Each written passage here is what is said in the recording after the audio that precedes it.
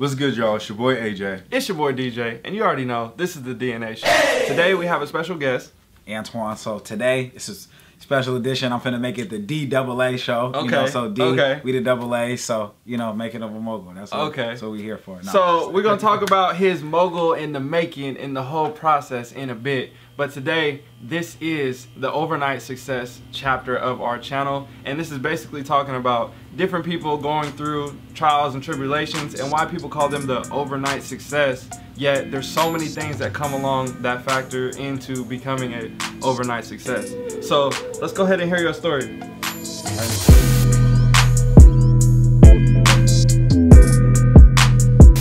Can't say that. Just tell us who you are, where you're from. Nah, it's whatever. You can ask me whatever. So I'm Antoine Dean, from Portland, Oregon. You know, I guess you're from Portland, like you're an OG from Portland. Yeah. Okay. So tell them what it's like growing up in Portland and where it got you to be where you are today. I mean, growing up in Portland in my era, you know what I mean. So I'm born in '92, so I grew up in the 2000s. It was a lot of playing outside, a lot of kickball. A lot of just freeze tag, a lot of, you know what I mean, normal kid stuff. I guess today's normal is iPads, you know what I mean? So growing up in Portland, you've seen a lot of changes. Oh yeah, most definitely. You know, how's that? Well, let's start with this. How has the way you've grown up influenced who you are today? That's a good question. So I would say one of the biggest influences that's kind of like change, like that, something I grew up seeing that's kind of destined the way that I mapped out my life. I feel like my dad had played a big role in my life as far as that goes. And so what I mean when I say that is like even though he wasn't there, his absence, you know what I mean, like I said, had a big effect. So to go into detail, so my dad went to jail when I was super young, and so he, you know, he used to do a lot of different things. So I avoided a lot of the things that he did, and I just took on the parts that I wanted to. So I would say the biggest influence that I had, I feel like, was my dad, even though, like I said, he was absent. So you can almost thank him for being a great example on the things what not to do. Exactly. Right. There you go. I would say that. This is raw, as raw and filtered as you want to make it. Oh yeah, I'm an open book. It depends what y'all. Depends what y'all want. Yeah, nah, I'm an open book. Raw and as real as you want it to get. So, yeah. I mean, when I think about you, I think of like an OG head in the city. Right. You know, like a young OG. Right. And there's like a small percentage of us who really know the importance of real estate. Can you talk about that? Right. I mean, coming from Portland, I feel like the reason why real estate is important, especially being a black man, is that all of our people got pushed out. You know what I mean? So if you lived in Northeast Portland, 9 times out of 10, you don't live there. You don't live there no more, or you can't afford to move back there. So I feel like that has a big influence on, you know what I mean, as far as real estate and how I view it and the importance of owning a home, you know. So outside of San Francisco, I know Brooklyn is a huge one now, but I mean, there's a bunch of places that get gentrified. Right. But we were like number 3. It was most bad. Gentrified on the list. Yeah, it was bad. It was in bad. the U.S. Yeah, it was bad. I seen some of the list. Yeah. Can you speak on that? I guess, yeah. I feel like my outlook on gentrification, I feel like when it initially started to happen, I feel like we were younger and we seen like the after effects of it, or just kind of it being kind of too far gone. But I just feel like it's super important to own where you live, because there's a lot of people who did own and sold out, but I feel like the importance of the importance of owning where you live, because like I said, a majority of the people who did get pushed out didn't own, you know, and just all you got to do is raise rents and you're out of there, you know, versus when you own it, it's a little bit more difficult, you know, to move someone out. Right. Sheesh. So let's talk about just the initial process of like changing your mindset and making that first deal happen, becoming a broker, doing what it is that you had to do. Where was it at from that day one? You saying so my first deal before you got where you're at now? Okay, so like the backstory leading up to it, or how did you like the mindset? The things that you had so to do, I grew up. So I mean, as y'all both know, I grew up hustling. I was selling a lot of things I shouldn't have been selling, just doing a lot of things I shouldn't have been involved with. But like I said, speaking back on a big influence in my life, my dad was a big influence. So I just was one of those kids who kind of wanted to be like my dad. So there were certain parts that I wanted to be like, and others I didn't. So I didn't really want to go to jail. So I didn't take on the lifestyle, but I took on the hustle. So I feel like growing up, I seen like my dad had lived in Atlanta, so I would go out there every summer. So I seen a lot of cousins who have a lot of money, have everything, and then lose it all. And I used to always think, like, why didn't they invest in anything? Like, you had all this money, you didn't. So that started, I feel like that planted the seeds when I was real young. And then I feel like as I got older, I always kind of like, I always wanted to be, you know, a millionaire. Like, so I would kind of like, what is it like, what does it take to be this? Like, everyone wants to be it, but why is everyone not it? So I feel like, you know, I would consider myself, I've always been ambition. I was like the lemonade stand kid, or I would do the yard. So that was just always my mindset where I was at. But like I said, as I got older, I was like, you know, what does it take to be a millionaire and whatnot? So I was always attracted to real estate. For whatever reason, I don't know why. I know a lot of people, y'all hate Donald Trump, but I used to like Donald Trump before all of the political stuff, you know what I mean? So don't kill me in the comments. I'm just saying the imagery of, you know, owning buildings and just being a successful real estate entrepreneur. Nothing other than that. But I just like the idea that, like, I always grew up playing Monopoly. So as I got older, I just kind of, you know, I've always wanted to invest in real estate. So being a real estate agent, I looked at it as like, okay, like my mind frame was like, okay, how do I invest in real estate? So it's like, okay, I can be a real estate agent, so I can make money, you know, basically brokering deals, so helping my clients buy and sell, so I can learn about it, learn how to sell it, learn what a good deal is, what is it, what it's not, make connections in the real estate world, and get paid to do it. So I was like, being a real estate agent was a no-brainer. Plus, I didn't have to go to college because that wasn't for me, you know. So were you an agent, or did you buy a house first? I was an agent first. So I was an agent first. And then from there, you were able to purchase your first property. Right. And how did that go, just buying your first property? What was that feeling like that first day when you got the keys, all the process of it? So for me, buying my first property, it was surreal a little bit, just because like, after I graduated from high school, like, I was living in my mom's basement. You know what I mean? So like, I feel like and I bought it like not too far away. Like, it was in Northeast Portland, so it's on Prescott. My grandmother lives on Prescott, so it was kind of like, I feel like it was close, and it just, I don't know, it just made me feel different. At first, it was surreal a little bit, just to be able to like own something, to just the pride of driving past something and like, oh yeah, that's mine. You know what I mean? But my first deal, as far as like how the process went, it was pretty much like it was a steal. And the reason why I say that is because I was in a program, and basically when I bought my first property, I made $11,000 buying it. So I just signed the paperwork, and yeah, like I said, I ended up making money on the purchase because I was in a first-time home buyers program, which basically took care of my down payment. I negotiated that my closing costs be paid, and then I made my commission when I bought it. So I ended up making money on my first deal. So sounds like a good way to go. On the front end, you know what I mean? So I just had to sign the paperwork.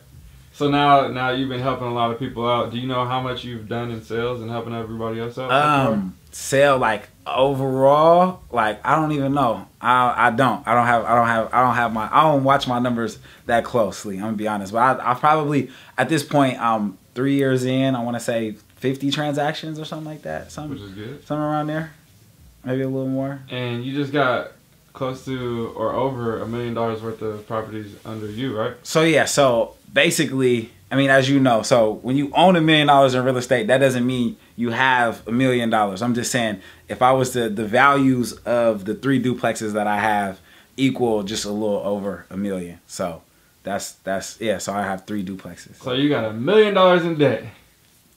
Something like that, basically. Yeah, basically. So tell the people what that means to have good debt, bad debt, $1 million in debt, all those things. Oh yeah. So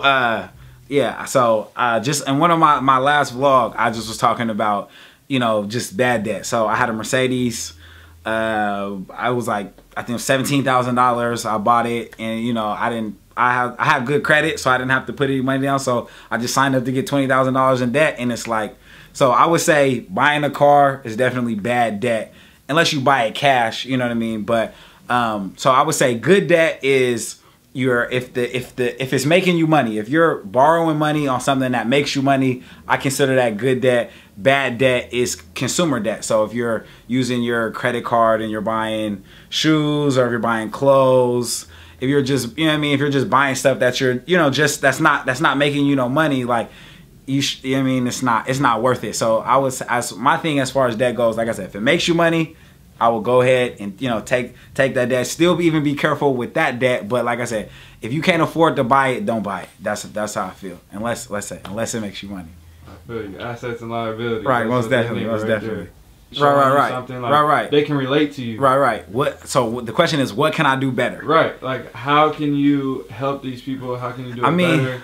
Honestly, I personally, like I said, I don't have everything figured out. I feel like the best way that I can help people, other than like helping you, you know, buy a house or telling you about certain programs, is showing you, which I do through my vlog. So at this point, I mean, at this level, I feel like I'm doing the best that I can. Once I feel like hit another level, and what that looks like is maybe, you know, like once I'm, you know, like able to, or not necessarily able, because I guess I could like do classes or, you know, do free things, you know, just have events where I teach people about real estate. But for the most part, I feel like, you know, I'm just giving it to them firsthand. Like, you know, as I'm buying stuff or doing home inspections, I'm showing it to you. I'm talking about it. I have a, you know, on my second duplex, I talked, like I had to sit down, I showed the before and after. I said how I bought the deal, how I found it. Like, I go into a lot of detail. So at this point, I mean, other than like hosting classes, I think I'm doing the best that I know how. If you got some ideas for me, yeah, I mean, I definitely run with them. You know? Where can they find that at? On your YouTube channel? Yeah, YouTube. So it's my YouTube channel is Antoine J Dean. So it's ANTOINE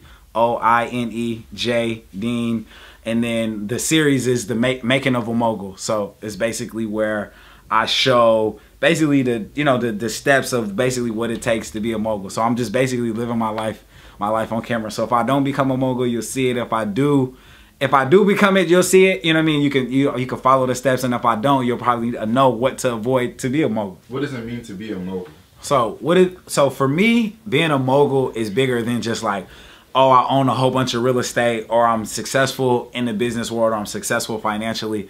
I look at being a mogul as like a well-rounded thing. So being a mogul for me is like, of course, having your health right, you know, whether that's, when I say health, like, you know, physical health, your mental health, as well as your financial health, and just having everything come full circle. You know, I try to look at life as a tire, right? So you have all of these different compartments. So you have family, you have work, you know, a couple other things. So I feel like it's, like I said, if it's a tire or it's like a wheel, if you're lacking in one part, it's throwing the whole thing off balance. So I look at being a mogul as being just well-rounded in all of these things, and then being exceptional in business. So that's how I look at it.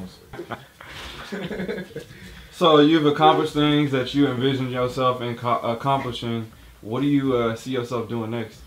I mean, next, what am I trying to do next? So I feel like, you know, I'm always trying to add rental properties to the portfolio, but I guess when you say next, like immediate next, I probably want to take on, you know, some flips, and whatnot. So I would say that's immediate next. And then long-term next is like, you know, whether I really want to develop like, you know, apartment buildings or, you know, commercial mixed use buildings. So where you got retail on the bottom, you know, condos or apartments on top. So that's long term, and like all the way to like through the end is really just to have, you know, a portfolio of apartment buildings, you know, that I can, you know, leave generational wealth, so we can just have a lot of cash flow and just be able, you know, to be able to take care of the fam for, you know, the next couple decades or generations, I should say. So people always want to hear about numbers, right? Right. So what's the number? What's the monthly income that's, you know, that net profit that you got that's gonna have you feel like you're comfortable? Me personally, I say my net that I'm going for right now is about $9,000 a month. 9,000. So that's what I feel like would make me comfortable, and I feel like I don't really have to worry about much. I could stop here, but I'd be cool. Like right. So what's that number? What's that? So is this residual, or is this just me working in real estate? Because then you don't gotta do nothing. Right. What's that number? I'll be honest, I don't know if I mean, right now the number could be lower than that in work, but I feel like, I mean, I don't know. So I feel like, I don't, that's a good question. I don't think I've thought about it, but if I have to just from the hip give you a number, I mean, Yeah, that's a tough one. I don't know. What is the number? Give me a second. I'm trying to think. What would be a number just in life, like where I have a family, kids, like so I'm have a family and everything. All right. I mean, I don't know. I'm able to still save with it. Yeah, I don't know. Maybe I say whatever the breakdown of, you know, $250 a year is net. I feel like you could take care of family with that. You know what I mean? But I guess that so monthly that would be just a hair over 20,000 a month, something like that, somewhere around there. Okay. So that's the goal right now. I get that's not even, I don't know the goal. My goals right now, I feel like are just financial. Like right now I'm just looking at like how much money do I want to make in a given year. Right. Just so I don't think I've even thought that far yet in what it is. I was just looking at like, I was just a couple days ago, I was just looking at like a compound interest calculator, right? So it's like, how much money do I have to invest on a yearly basis to hit this net worth? I look at more net worth for sure than I do, cash flow, because a lot of times there's a correlation. Like if you have on this much in real estate and you're making a certain percentage off of your net, you know what I mean, off of how much you own, that turns into this. So I always just look at the net worth, So what's that net worth we looking? So ideally, I would want to own $100 million in real estate. So what that looks like from a net worth perspective, if you're properly leveraged, 25 to 50 million. That's just kind of what that looks like. So I mean, that's just, I don't know. That's what I shoot for as a net worth. So it sounds like a cool number to me. I mean, yeah, I feel like it's realistic. I feel like it's. I definitely feel like. At this point, let's say I'm 26, and let's say I want to hit that by the time I'm 50. You got 25 years, and I feel like the game is like, as far as the real estate game go, when you own it, it's just like the snowball effect. So like right now, if my value on real estate is $1 million, if the market increases 4%. That's $40,000 in equity. You know what I mean? So it's like as I purchase more, it snowballs more and more, and then that's not including like the money I make as far as cash flow from rentals or how much money I'm bringing in from my agent, the agent side, or if I flip something or whatever. So I mean, I definitely feel like it's obtainable, but you definitely gonna have to stretch to get there. You know what I mean? So looking back at everything that's happened over the past 26 years, what is it that you would tell your 16, 17, 18-year-old self that you could help leapfrog yourself forward, and that somebody that's at this age now can take advantage of? I would say being more patient. I feel like for me, I wasn't patient. Like I felt like I wanted to graduate from high school, start a business, and be a millionaire right there. So I feel like something I don't talk about too much is after high school. There was a couple just different things that I wanted to start, just internet business wise. I won't go into too much detail, but I think in an 18-month period, I ran through like $40,000 trying to start a whole bunch of different things.